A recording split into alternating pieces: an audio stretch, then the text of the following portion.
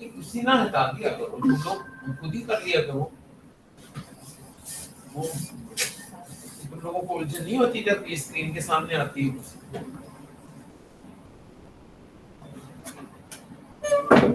तो स्टार्ट करें जी। ये हम नेट वो आ गया है कि नहीं उसमें? जी सर, मीट पे आ गए हैं जी। यहाँ पे नेट कौन सा चल रहा है, हेल्थ केयर या executive?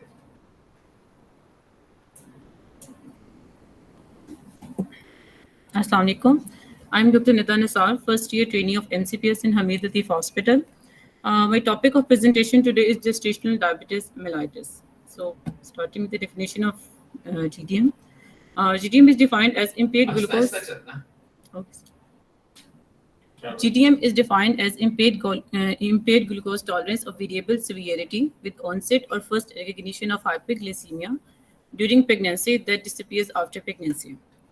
This is a condition in which women without previously diagnosed diabetes exhibit high blood glucose levels during pregnancy, especially during third trimester. It represents the most common metabolic complications during pregnancy. Gestational hyperglycemia is associated with high incidence of adverse maternal as well as fetal outcomes. More than 50% of women have GDM in subsequent pregnancy, and approximately 50% of women with GDM progress to diabetes mellitus within 5-year duration, and 35 to 65% of women with GDM progress to type 2 diabetes within 10 years of duration. Pathophysiology. GDM is characterized by hyperinsulinemia and insulin resistance in peripheral tissue. So how does it occur? Early in pregnancy, maternal estrogen and progesterone increases and promote pancreatic beta cell hyperplasia and increased insulin release. So in first and early second trimester, there is increased insulin due to high estrogen levels. And in late second and early third trimester, insulin resistance increases due to a number of antagonistic hormones. That is placental lactogen, leptin, progesterone, prolactin, cortisol, and adiponectin. Risk factors for GDM. There are some low risk factors and high risk factors. The low risk factors include females with age less than 35 years, a normal weight before pregnancy, and no first degree relatives with diabetes mellitus, and no history of poor obstetric outcome, no history of abnormal glucose tolerance, member of an ethnic group with low prevalence of GDM. Now, high risk factors include advanced maternal age, females with age more than 35 years, obesity, having BMI of more than 30 kilogram per meter square, previous macrosomic baby weighing more than 4.5 kilogram or more, previous gestational diabetes, glycosuria, family history of diabetes in first degree relatives, an ethnic group with high prevalence of diabetes, history of poor obstetric outcome, unexplained fetal loss, and history of type 1 or type 2 diabetes mellitus. Complications of GDM occur in both mother and the baby. Maternal complication that occur during pregnancy could be abortion, polyhydramnios, preeclampsia, preterm labor due to infection or polyhydramnios, maternal distress due to oversized fetus, and polyhydramnios. Microangiopathy that includes nephropathy, retinopathy, neuropathy, large vessel diseases that could be coronary artery disease, thromboembolic diseases, infection, poor glycemic control.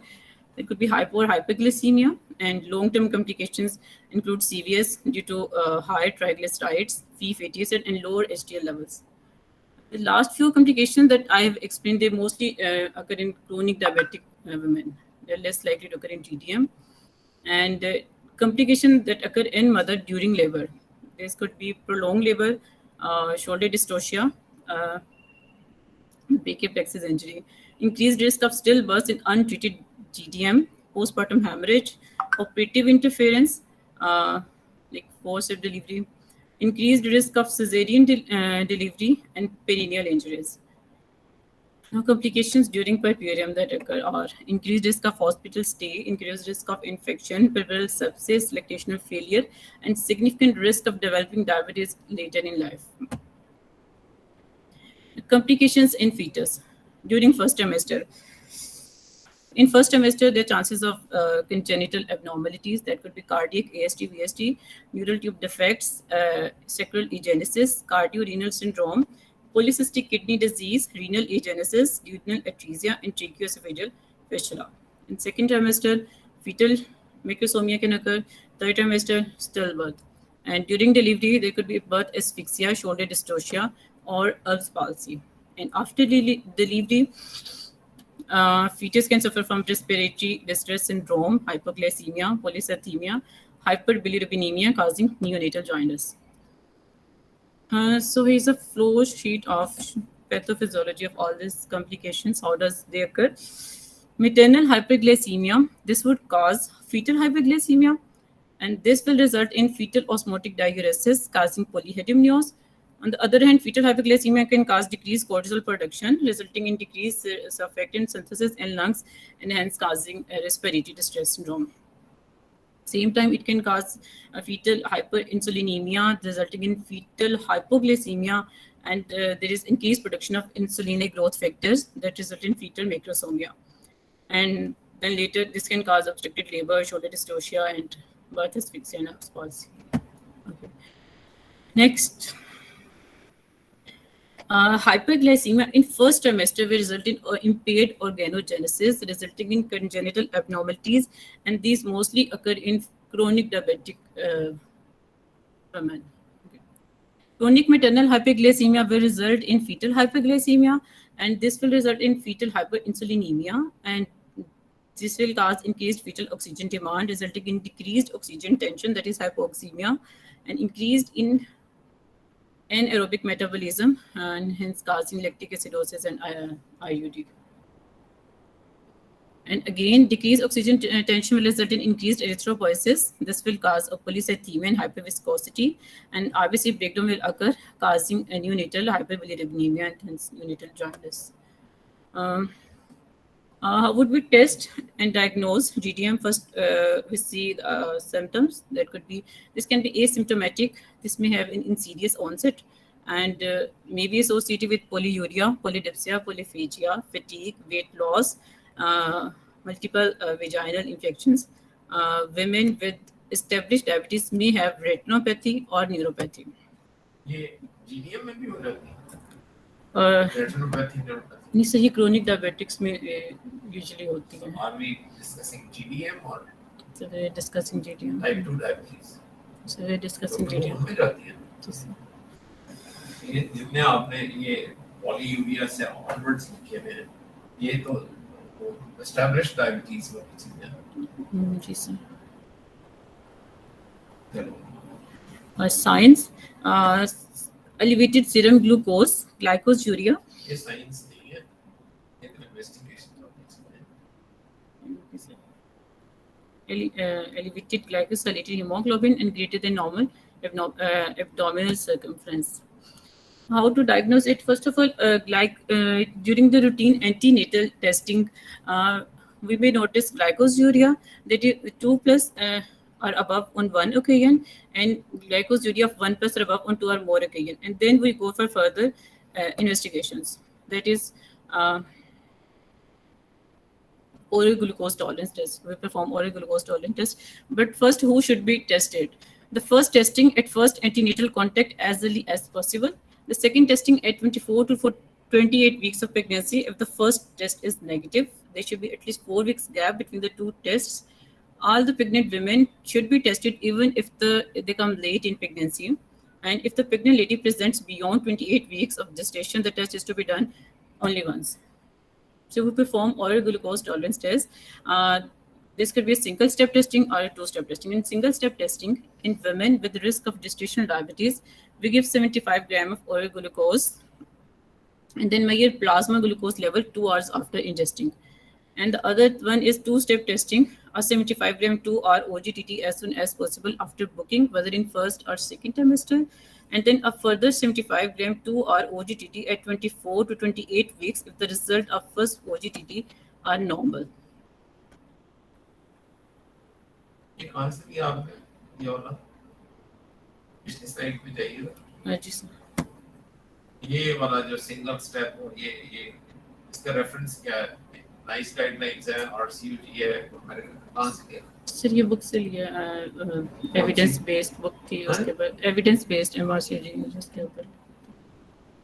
ये वाला इतना इस तरह से नहीं आजकल किया जाता, क्योंकि ये वो 1 स्टेप 2 स्टेप का मतलब वो और बन जाता है। वो ये जो 75 ग्राम ग्लूकोज टेस्ट है, ये 1 स्टेप भी आता है। 2 स्टेप में आता है, जिसमें वो एक बार चैलेंज टेस्ट होता है, ग्लूकोज चैलेंज टेस्ट 50 ग्राम्स वाला होता है, और फिर उसके बाद अगर जरूरत हो, उसमें इंडिकेटेड हो, तो फिर 100 ग्राम्स वाला ओरल ग्लूकोज टॉलरेंस टेस्ट होता है, जो कि 3 घंटे तक चलता है। ये सिंगल स्टेप वाला जो है, this is 75 gram glucose, and then after 1 hour and 2 hours, और इसमें फास्टिंग होता है 1 आवर और 2 आवर, इस तरह से होता है। ठीक है। Diagnosis of GTM is made if the woman has either a fasting plasma glucose level of 5.6 millimole per liter, that is 100 milligram per deciliter or above, or a 2-hour plasma glucose level of 7.8 millimole per liter, that is 140 milligram per deciliter or above. So when women are diagnosed with GTM, offer a review with the joint diabetes and antenatal clinic within 1 week and tell their primary healthcare team. So this is a flow sheet showing universal testing for GDM. There is a group of pregnant women in community, and they're tested for GDM at first antenatal. Then, if it is positive, we will manage them as GDM. Do you mean that every woman who presents with pregnancy in first trimester should have a 75 gram oral glucose tolerance test? So mostly it is done in those women who are having risk factors or previous any history. Risk factor, right? A pregnant woman in community. तो आप community में जब आप कह रहे हो, तो किसी first antenatal visit पे आप ये glucose tolerance test करें. First antenatal visit होती है 8 weeks पे. Do you want to go for oral glucose tolerance test? No, you sir. Wouldn't. No, sir. Why? Firstly, most of the women, they have nausea and vomiting. Yes. They wouldn't be able to have this test now. Okay, sir. Secondly, it is not really required until अगर वहाँ पे आपने करना है, तो उस वक्त hemoglobin A1C is the test that you would do. Okay. If that is raised, that shows that, then you start monitoring her. Then you don't need to have glucose tolerance test. Okay, sir. So ये वाली चीज जो है अब इतनी acceptable नहीं है. चले आगे चले. Okay, sir. Role of ultrasound. नहीं वो पूरा आप देख लो आप इसमें. If the test is negative, we will repeat the testing at 24 to 28 weeks. Then again, it's positive, we will manage it as GDM guidelines, and if it is negative, we will manage it as normal antenatal. Next, the role of ultrasound. Preferably, it is done in first trimester to confirm the gestational age by dates, and then it is repeated at 18 to 20 weeks to detect any fetal anomaly. And particularly, it is important in pre-existing type 1 and type 2 diabetes and elevated first trimester HbA1c, that is more than 6.5%. And ultrasound should be done at 32 weeks and 36 to 38 weeks of gestation to evaluate fetal size, amniotic fluid index, and to help ascertain the mode of delivery. Test for fetal well-being. Daily FKCC monitoring starting from 32 weeks of gestation and continue until delivery. Amniotic fluid index and biophysical profile. And management. First of all, the interventions that we have to explain the mother with GDM about the short and long-term complications of GDM for her and her baby. And tell her that good control will reduce the risk of complication, and treatment may include diet, exercise, and this may include the medicine as well. Tell them how to self-monitor their blood glucose levels, take a healthy diet, and switch from high to low glycemic index food. Refer all the women with GDM to dietitian. Exercise regularly, like walk for at least 30 minutes a day after meal. For women with GDM who have a fasting plasma glucose level below 7 millimole per liter, that is 126 milligram per deciliter, offer a trial of diet and exercise changes. If the target blood glucose levels are not met with diet and exercise changes within 1 to 2 weeks, offer metformin. If metformin is contraindicated or unacceptable to the woman, offer insulin. And if target BSL are not met with diet, exercise plus metformin, offer insulin as well. For women with gestational diabetes who have a fasting plasma glucose level of 7 millimole per liter, per liter, that is 126 milligram per deciliter, or above at diagnosis, offer them immediate treatment with insulin with or without metformin plus diet and exercise changes. And for women with gestational diabetes who have a fasting plasma glucose level of 6 to 6.9 millimole per liter, that is 108 to 124 milligram per deciliter, and have complications such as macrosomia or hydramnios, consider for them the immediate treatment with insulin with or without metformin plus diet and exercise changes. The medical nutrition therapy suggests the percentage of carbohydrates 50 to 60% a day that should be taken by a GDM woman, 10 to 20% of protein, and 25 to 30% of fat. And calories are determined according to the weight of the patient. Next, the types of insulin that can be used during pregnancy. They are rapid-acting insulin, short-acting, intermediate-acting, and long-acting. Rapid-acting onset in 15 minutes, total duration is 5 hours, and these include Lisperis, and glycerin. Of these, we use Nova Rapid mostly, that is rapid-acting, and the other one is long-acting, that is Levemir, that is used in normally. Now, antenatal care. Antenatal care include monitoring blood glucose levels by testing the fasting, pre-meal, 1 hour post-meal, and bedtime blood glucose level. Second, target blood glucose level should be achieved, taking into account the risk of hypoglycemia. Advise the pregnant ladies with any form of diabetes to maintain their capillary plasma level below the following target levels if these are achievable without causing problematic hypoglycemia. So their fasting should be 95 milligram per deciliter. Their 1 hour plasma glucose after meals should be 140 milligram per deciliter, and 2 hours after meal should be 115 milligram per deciliter. Advise pregnant women with diabetes who are taking insulin to maintain their capillary plasma level glucose level above 72 milligram per deciliter.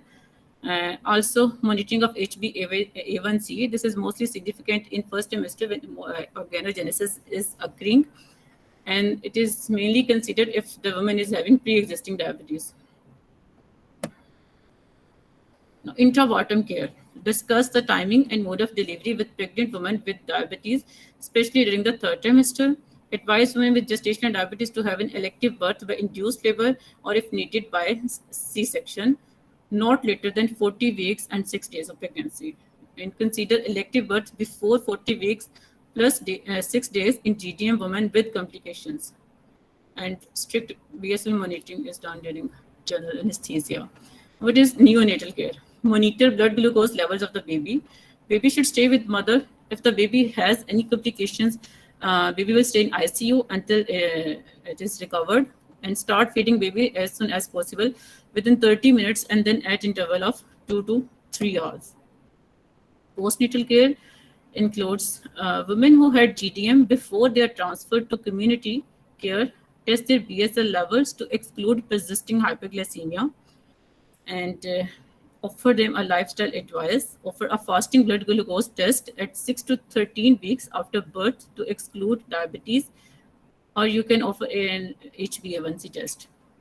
An annual HbA1c test should, for those who have negative postnatal test for diabetes, an early self-monitoring of blood glucose or an OGTT in future pregnancies is advised. Thank you, sir.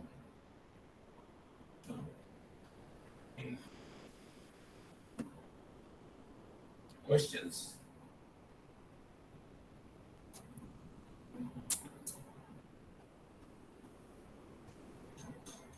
Diagnostic criteria था वो इसका clear नहीं था। इसमें जो मैंने कल पढ़ा था ना उसमें दो चीज़ों के बारे में बताया गया ना डायग्नोस्टिक क्राइटेरिया। एक तो नाइस गाइडलाइंस है जो 2015 में, एक आपको 21 में भी आ गया बस। जी सर, और दूसरा है international association of diabetes patient study group, जिसके अंदर अमेरिकन और कैनेडियन ग्रुप के ऊपर स्टडी की गई है। सर जो नाइस गाइडलाइन है वो स्क्रीन में बेसिकली इंक्लूड करती है उन लोगों को जो पहले से रिस्क फैक्टर्स है जिनके अंदर ना, जो चार्ट वाले लोग मेंशन किए थे कि nearby more than 30 kg per meter square previous history of GDM या chronic या फिर first degree relative हो या फिर vacuous हो गई history of it लेकिन जो international फीडबैक भी नहीं आ रही, वो आज सैप नहीं आया ऑनलाइन लग नहीं रहा है ना?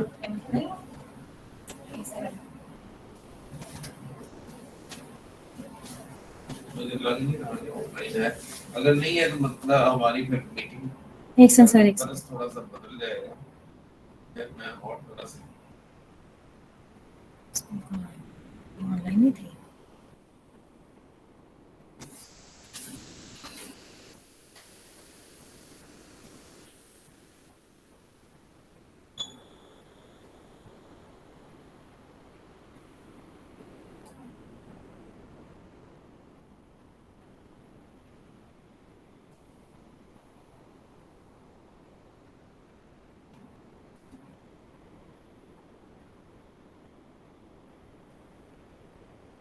Google Meet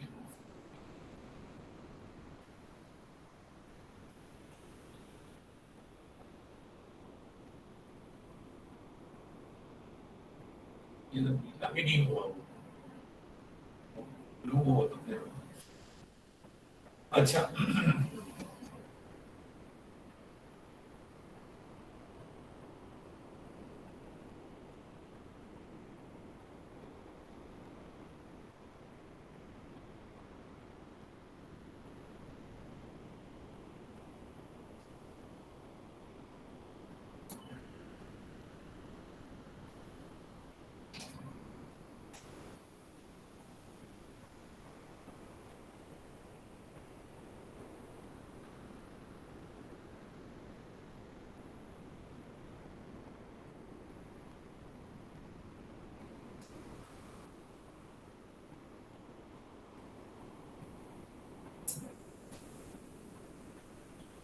ऑनलाइन तो है, वो कह रहे हैं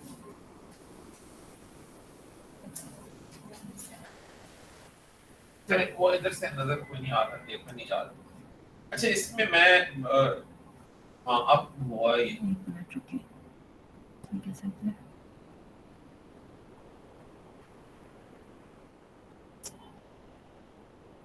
वो है बंदा किधर है? सर वो नीचे गया है, वो आ रहा है।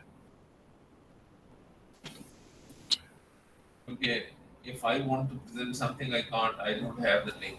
लिंक जो उसने दिया हुआ उस पे कोई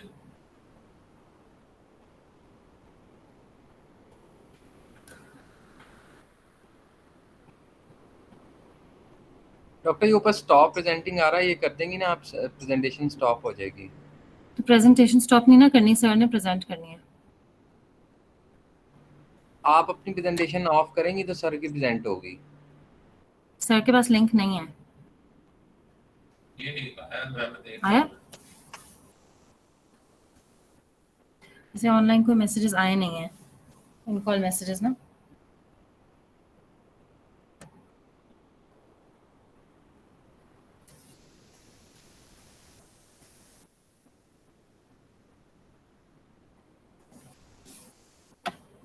तो 25 लोग थे ऑनलाइन।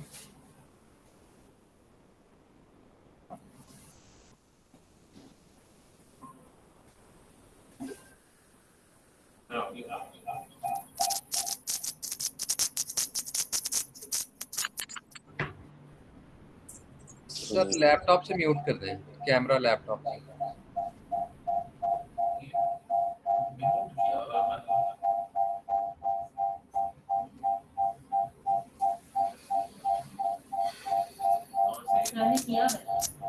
डॉक्टर सर ना यहाँ से म्यूट करें, पोडियम से।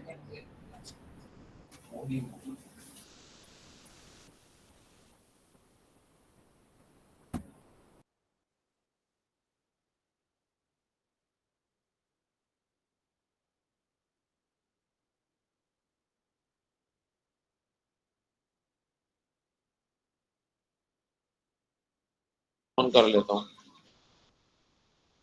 वहाँ वाला, हो नहीं रहा वैसे।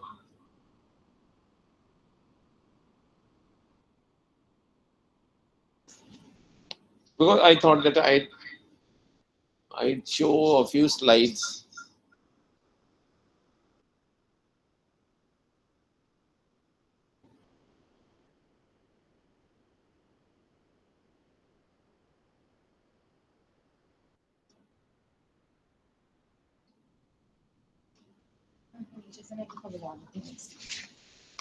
हाँ, इधर से कहें कि इधर ही ठहरा करना।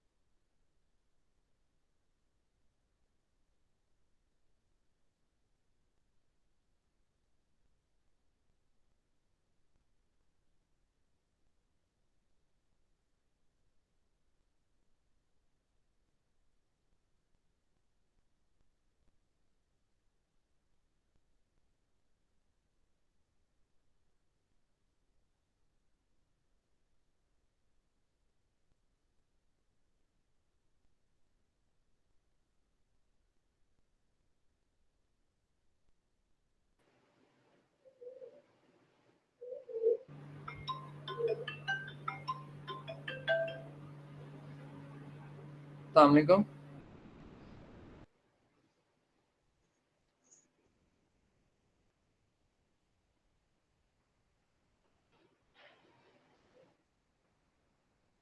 हाँ जी, वालेकुम अस्सलाम।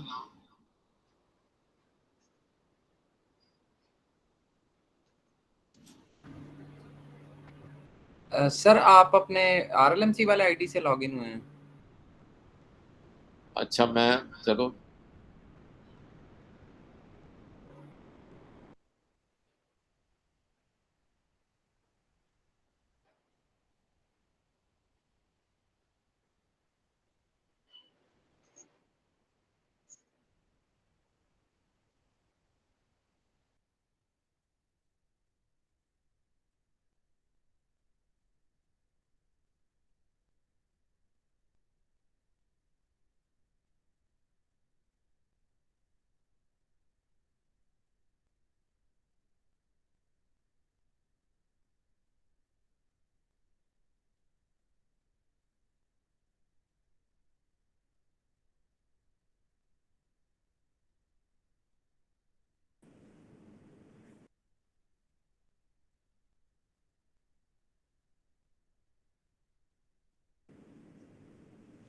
हाँ जी, अब है? जी सर, आपकी पिक्चर आ रही है अभी। सर आप विंडो करके शेयर करके देखें। ओके।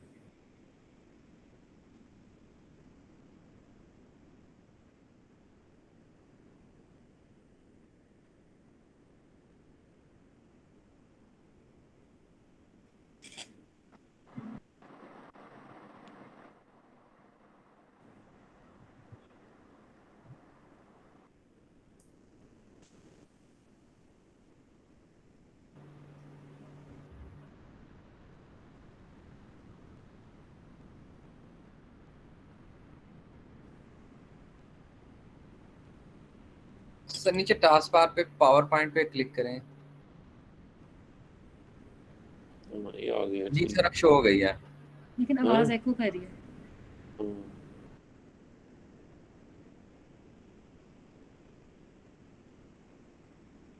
ठीक है, चलें, आवाज आ रही है मेरी?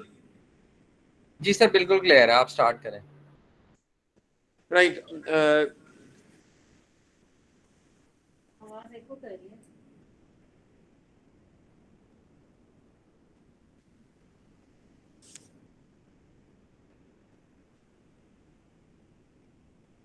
ऑलराइट, वो ठीक आ रही होगी, उधर हमारे पास एको कर रही है, तो कोई नहीं। Well, most of the things related to GDM have been explained by Dr. Neda. I'll just go through a presentation which I made a couple of years ago, and I think that some of the points will be further clarified. There are various types of diabetes which we need to take into consideration. 1, 2, gestational diabetes, and then there are some specific diabetes of types of diabetes which are not of our concern at the moment. Gestational diabetes, as we know, is diagnosed usually in the second or third trimester of pregnancy. And before that, before this diagnosis, there usually is not any overt features of diabetes. And therefore, the woman is not one who has type 1 or type 2 diabetes. There was this large study, hyperglycemia and adverse pregnancy outcome. And it was assessed there that all the adverse outcomes are not of the same magnitude. And there are those which, as the pregnancy proceeds, some of them, they would make their appearance at those times as the pregnancy proceeds. For example, if the glycemic levels are abnormal in the first trimester, there is greater likelihood of problem with organogenesis and greater likelihood of fetal abnormalities. And then in the later part, there are those effects. For example, there is polyhydramnios, or there is excessive growth of the fetus. So those are the complications which take place as the pregnancy proceeds. This is a list of various adverse outcomes which are related to the mother, the fetus, and the neonate, because the implication of abnormal glucose levels during pregnancy do not affect only up to the end of pregnancy, but they have a bearing even in the neonatal period. So the mothers, the women who have diabetes, they are more likely to develop hypertensive disorder of pregnancy, most prominently preeclampsia. And because of diabetes, we know that infection is of a greater likelihood, and particularly respiratory tract infection and genital and urinary tract infection. One of the more common, less severe kind of thing is candidal vaginitis, for example. But one ought to remain on the alert to identify at an earlier stage urinary tract infection or respiratory tract infection. Lacerations, that's of course is because of the larger baby, and that would cause birth canal injuries. And these days we are not afraid of cesarean section. We do right, left, and center, but still if we want to uh, be concerned with the cesarean section rate, we ought to realize that because of increasing the size of the baby, because of the macrosomia that may develop in the baby, the cesarean section rate would be higher. That is one. In addition, the other complications of, for example, failure of induction of labor or preeclampsia, those are added complications because of hyperglycemia that would increase the rate of operative delivery. And then the long-term sequelae, unmasked diabetes because of the pregnancy being a stressful state, uh, it unmasks a potential for the woman to be overtly diabetic later on. So that is unmasked. But the long-term sequelae of diabetes would, of course, would be there if appropriate steps are not taken at this time. So growth abnormalities, polyhydramnios, and intrauterine death, that is what can happen. There is increased chance of intrauterine death in the later weeks of pregnancy. And Dr. Nida also told about the increased incidence of abortion in those women who have abnormal levels of glucose right in the beginning. As a matter of fact, if you go through Williams obstetrics, it used to be mentioned in one of the editions that William Whiteridge, who was the original author of the book in the early part of the 20th century, in 1908, probably he brought out the first edition. He had not seen a single case of diabetic pregnancy. The reason was that full-fledged diabetes used to cause infertility. So if you look at the effect of diabetes on the fertility and pregnancy, the first thing is that abnormal glucose levels, they may cause infertility. Then they cause abortion, fetal abnormalities, complications during pregnancy, complication during birth, etc., and intrauterine death also. So those are the effects which start right from the beginning. And then neonatal effects, birth injury as a result of those falsies which were mentioned, hypoglycemia in the immediate neonatal period, seizures, polycythemia, electrolyte imbalance, low levels of calcium, hypomagnesemia, hyperbilirubinemia, respiratory distress, and of course, greater incidence of admission in the NICU. These are various fetal abnormalities which are associated with diabetes, cardiovascular system, neurological abnormalities, GI, musculoskeletal, and genitourinary abnormalities. So there is a long list of abnormalities which can be there in women who have abnormal glucose levels. These days, because most of these texts, they come from America or Europe, so in those countries there is this increased incidence of obesity and along with that diabetes. But it is said that it is estimated now that there is the incidence of GDM is about 10%. 1 in 10 women who are pregnant are likely to have GDM, and 1 in 4 will require insulin. 1 in 5 would, of course, require some kind of treatment management. So type 2 diabetes is also increase in number of pregnant women with undiagnosed type 2 diabetes, and test women with risk factors. And therefore, in the initial antenatal visit, if you are aware of the factors which contribute to development of diabetes or which may indicate that the woman may be a potential diabetic, you should know of those situations. For example, if there is unexplained intrauterine death previously, if there is history of a large baby, if the woman is obese herself, if her age is more than 35, so on and so forth. So those are the situations where those are the risk factors which, if you have in mind, there will be greater possibility of the woman being a diabetic, and suspected at the first antenatal visit, presuming that would be in the early pregnancy, then you can take appropriate diagnostic measures to assess and identify right at that time. Now, these are criteria for testing for pre-diabetes in asymptomatic adults. There's a long list, and if all these histories are there, there's related to cardiovascular disease, first degree history, first degree relative diabetes, and some races and ethnic groups are more likely to develop that. Women with PCO, physical inactivity, etc., etc.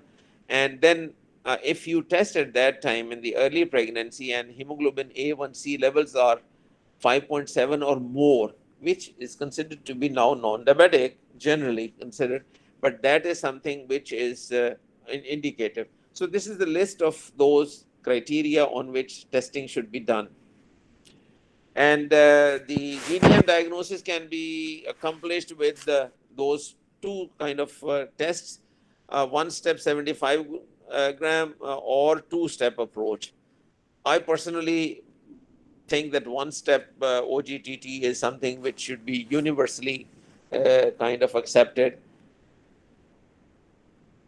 because this is a good enough test and has to be carried out only once. Now, two-step test is in which you give a glucose challenge test.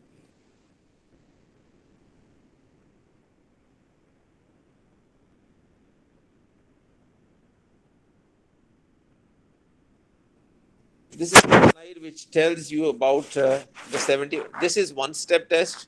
This shaded area, which is not projected as shaded on the screen, but here with me it is shaded. So that is one. Fasting 82 is misprint here. It should be 92 milligram per deciliter. 1 hour glucose 180 and 2 hour glucose 155. You round it off to 150 or 150. This is two because it has been translated from millimoles. That's why it is like that. So you can say it's if it is 150.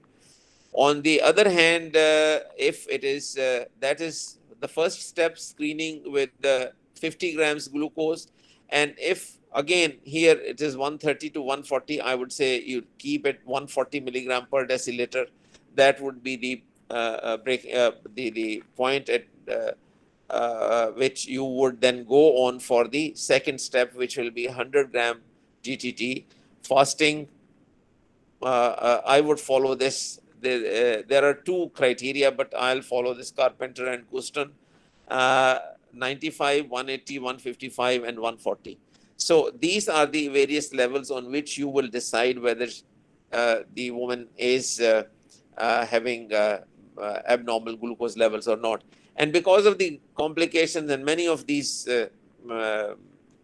values, I would stick with 75 gram glucose tolerance test, which is 2 hours, which is generally acceptable, and that represents more or less the same values as the one over onto the other side. And the plasma glucose levels which are to be maintained during pregnancy are fasting level less than 95. Before lunch, dinner, if one has to take that, that should be between 60 and 105. 1 hour after meals should be, the target would be less than 140. And 2 hours after meals should be less than 120. So these are the target values that we will be going for in our management, either with there are three ways that you would achieve that. One is diet and physical activity. That is, of course, something which should be told to all women. Number two would be oral hypoglycemic agents, and number three of the insulin.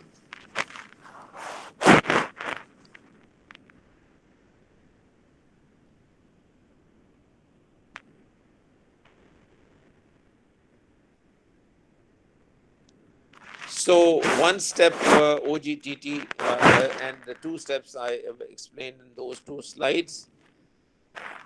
So we'll skip this one.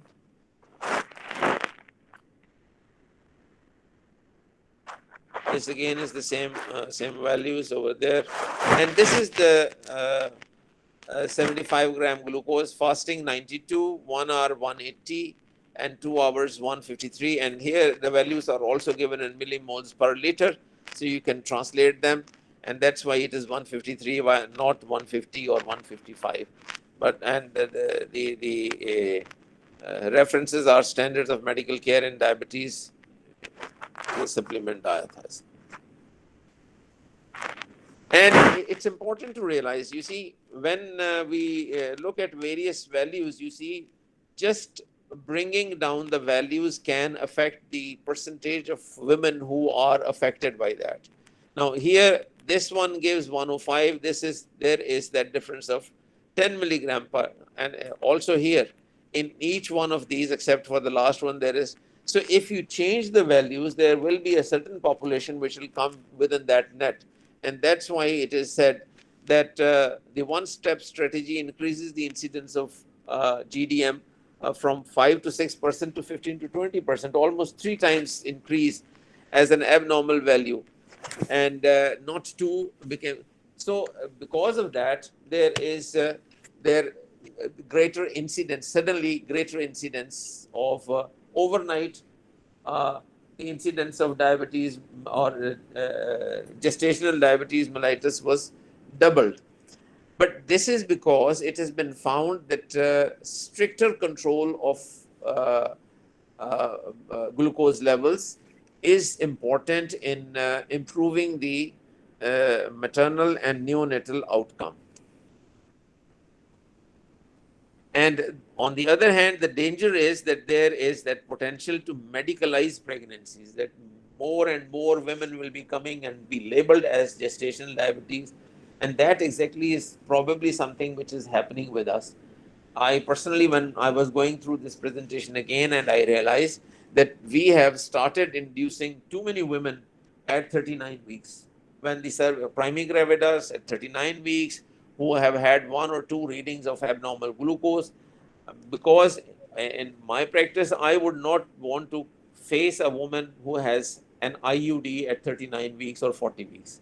So that is my reason for excessive induction of labor. That may not be substantiated or backed up by enough evidence, but I wouldn't want to take any risk of that. I would rather go on to the side of having an unnecessary cesarean section than risk. So that is the kind of, a negative effect of too much of this monitoring. As candidates for the examination, I would want you to realize that you should stick with what the book says, and you shouldn't quote any one person. For example, you can't say, quote, a doctor so and so, he induces or they induce their patients at 39 weeks, or all those patients. Because if the book says that you can do that between 39 and 40 weeks and 6 days, there is that difference of about 2 weeks period. So if at 39 weeks you find that the cervix or the Bishop score is too poor, then you can go on, you monitor the baby, monitor the fetus, monitor the pregnancy, and induce at say 40 weeks or plus. Now, if the pregnancy is 40 weeks and 6 days, then you can say that if she doesn't go into labor, you will perform a cesarean section. So management, contraception नहीं था, आपने नहीं कहा था उसमें वो होना चाहिए. हम ये वापस जा रहा है.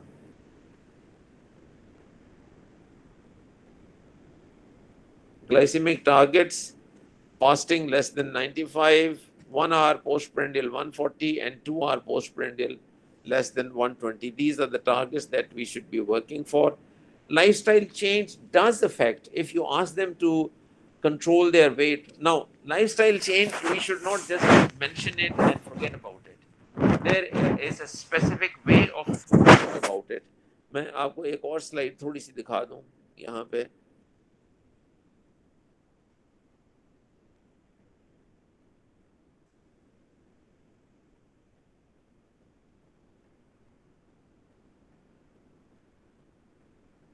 ये इसमें मध्यम है, मैं पढ़ देता हूँ. Lifestyle recommendation for women with GDM.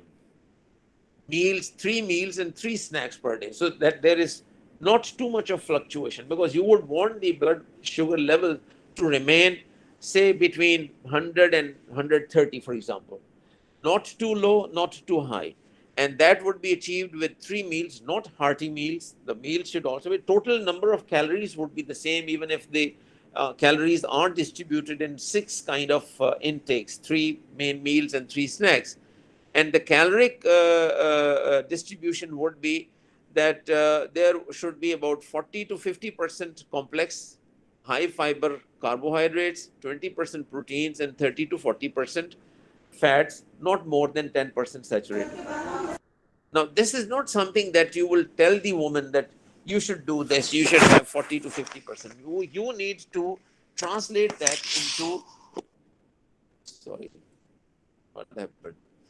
So you need that how can be explained in terms of our local diet. That it will be average size chapati, how many chapatis, and how much one egg, one boti, or what, and or even dal. You see, not many patients in general ward, you can't really ask all women to have botis. They cannot. They can't afford that. And that will be ये जो हम लिख देते हैं कि गोश्त, फल और फलां चीज़ों का इस्तेमाल कसरत से करें. Now that is not an advice which I would just give unqualified, just like that. That is not really the way to go about things. So this is something, this is your homework, that carbohydrate 40 to 50%, number of calories is 2000 to 2400 calories per day, and composition 40 to 50% complex carbohydrates, high fiber, 20% proteins, 30 to 40% fats. And then exercise. What do you mean by exercise? We have to be specific. It has to be 30 minutes of moderate intensity aerobic exercise at least 5 days a week, which would make it 150 minutes a week. And that aerobic exercise is not jumping or rope skipping. It can be brisk walk, a walk which will not make the woman out of breath.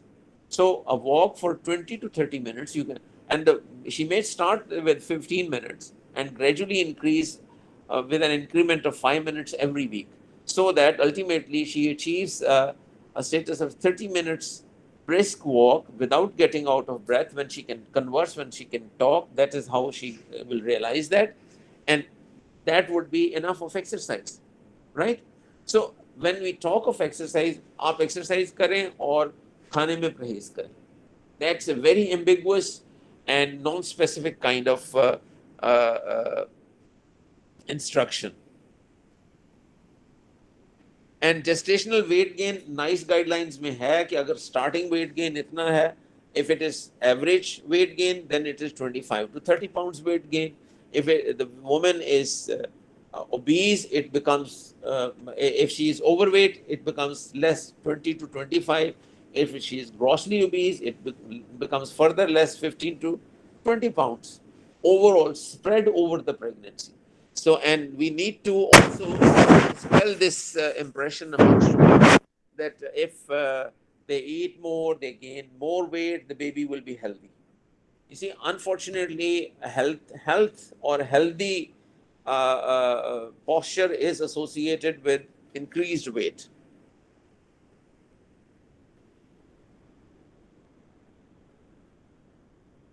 And then generally, from medical point of view, the preferred method is insulin. Now, you see, I'll give you an example. Insulin is something which is, which if you advise your patients here, immediately the impression is, अब जैसे वो कहते हैं कि जी dialysis अगर एक दफ़ा शुरू हो गया तो फिर डायलिसिस पे लग जाएगा बंदा, वो इस तरह से इंसुलिन अगर शुरू कर दी तो जी इसका मतलब है इंसुलिन पे लग जाएगा. The important thing is to now to explain to the patient that if you need insulin, it gives you better control, the glucose levels remain kind of within a particular range, and now we have the advantage of having a long-acting insulin which can be given just once, and generally that takes care of many patients. But in some, there further finer calibration needs to be carried out by adding Novarapid. You know all that there are sometimes 3 doses of Novarapid are given, 10 units, 8 units, 15 units, whatever, depending upon the response of the patient. And you give Levemir, which is a long-acting that thing. Oh. But on the other hand, metformin has advantages that it can be taken orally, and it has it is quite effective, and generally there are not many adverse effects which are associated with it. But your homework is that look at the negative effects of metformin. How does it, because it crosses the placenta, it goes to the fetus, what metabolic effects it has on the fetus, and what effects metformin administration or exposure, what effects of metformin exposure in fetal life will have on the on the person later in life as a young child also, and whether that makes the person more liable to develop diabetes in future, that fetus. But metformin is something which is my favorite for many reasons, not only in diabetes but many other things, because metformin is known to reduce overall mortality rate in people, men or women, if taken as such. But metformin is good, it can be taken. And which group does it belong to? Sulfonylurea or biguanide? Biguanides. Yes, biguanides. Yes. And there is another medicine, drug, which is from sulfonylurea, which can also be given. Which is that? Bolo bolo. ठीक बोल रहे हो? Glybride. Yes. Yes. Management of GDM recommended lifestyle, essential component, may suffice for the treatment of many women. They'll be able to maintain their sugar levels on that. Just cut down on sugars and stick to that diet plan. And medication should be added if needed. Insulin preferred method does not cross placenta. Metformin and glybride may be used both cross the placenta. All oral agents lack long-term safety data. Medical nutrition, physical activity, weight management. Studies suggest 70 to 80% of women diagnosed with GDM can control with lifestyle modifications. So that's a large percentage, and that's a point which should be emphasized. Individualized nutrition, develop dietitian, adequate caloric intake, achieve glycemic goals, promote appropriate gestational weight gain. Daily reference, minimum 175 gram of carbohydrate, minimum 71 gram of protein.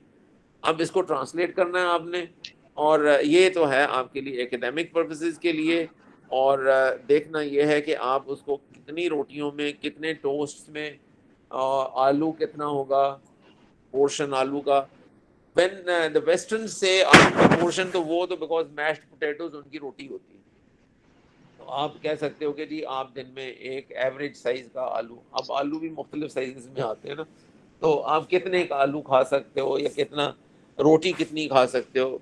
और रोटी को आप वो बताओगे कि वो मैदे वाली ना हो, पूरे उछान बुना निकाला हुआ हो, उसकी हो. May require early initiation treatment as improve perinatal outcomes. Insulin first line, randomized control both cross the placenta. ये बाकी चीज़ें आ गई हैं इनकी. Insulin physiology, management of pre existing, ये दूसरी आ गई.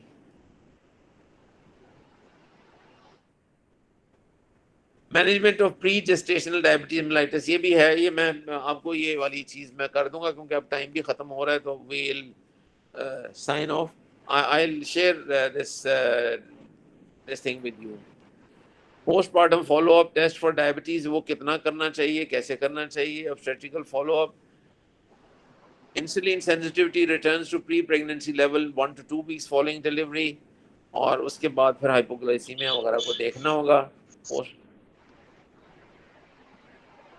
ये जो फॉलोअप है उसके बारे में, follow up care, lactation, contraception is an important component and must never be forgotten. Whenever you talk of pregnancy and management and delivery, etc., you must complete it with contraception. Same contraception options and recommendation as those without diabetes. पहले होता था कि ये फलाना दें इससे वो हो जाता है, ऐसी कोई बात नहीं है, सारी चीज़ें दी जा सकती हैं। Because this is important to know that the risk of an unplanned pregnancy outweighs the risk of any given contraception option.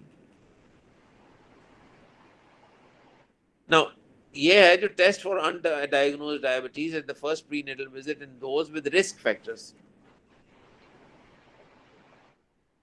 बाकी चलो इसमें से देखना फिर, ठीक है? That's it. सर एक क्वेश्चन था। अस्सलाम वालेकुम सर। अस्सलाम वालेकुम।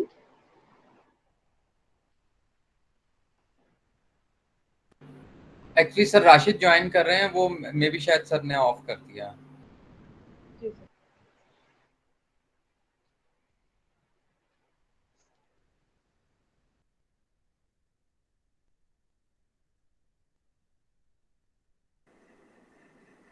हेलो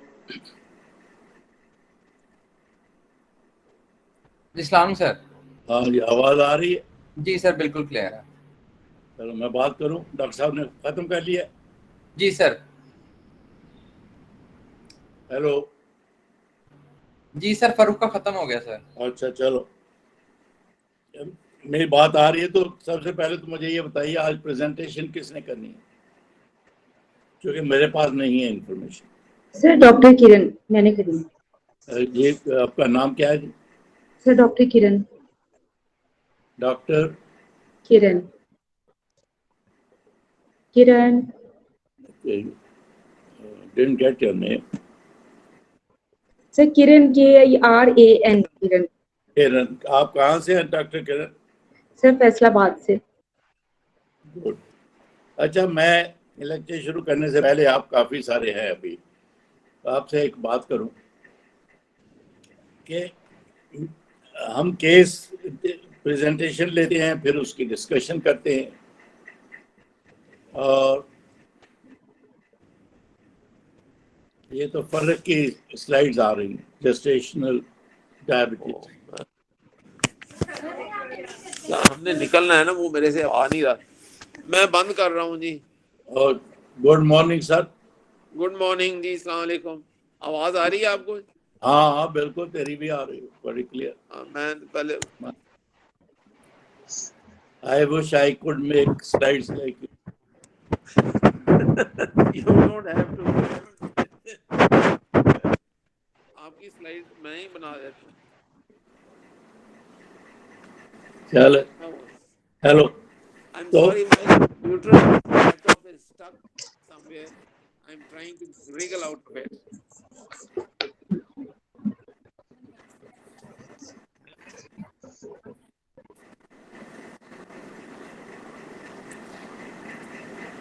हेलो हेलो, बात करूं? ओहो, ठहरो। तेरी स्लाइड हाली भी ने जी, मैं कर रहे हैं कुछ।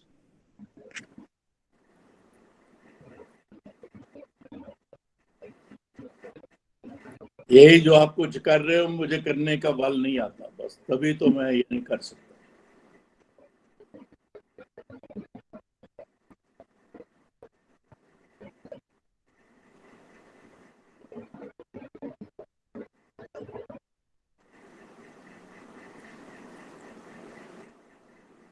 चलो हो गया। अच्छा, मैं बात आप सबसे ये कर रहा था कि आज ये डॉक्टर किरण ने प्रेजेंटेशन देनी है, मुझे नहीं पता क्या टॉपिक है, क्या केस है, क्या नहीं। हालांकि मैंने तो बहुत दफ़ा ये कहा है कि मुझे कम से कम 2 दिन पहले ये टॉपिक बताया जाए, ताकि मैं पढ़ के आके आपके साथ कुछ बात कर सकूं। मुझे अच्छा नहीं लगता कि एक्सटेम्पोरे बात हो रही है। तो हर टीचर को चाहे फाइब्राइड 1000 दफ़ा प्रेजेंट हुआ हो, फिर भी वो पढ़ के आके फिर उसके मतलब को बात करनी चाहिए। मैंने अगर वो 100 दफ़ा फाइब्राइड पढ़ा, 100वीं दफ़ा भी मुझे ऐसा लगा समथिंग न्यू फॉर मी। तो खैर पढ़ के बात करनी चाहिए। मुझे टॉपिक ही नहीं पता, इसलिए मैं पढ़ नहीं सका। लेकिन मैं इसका फॉर्मेट बोलता हूँ। पहले डॉक्टर अरूबा के पास आप इंफॉर्मेशन देते थे,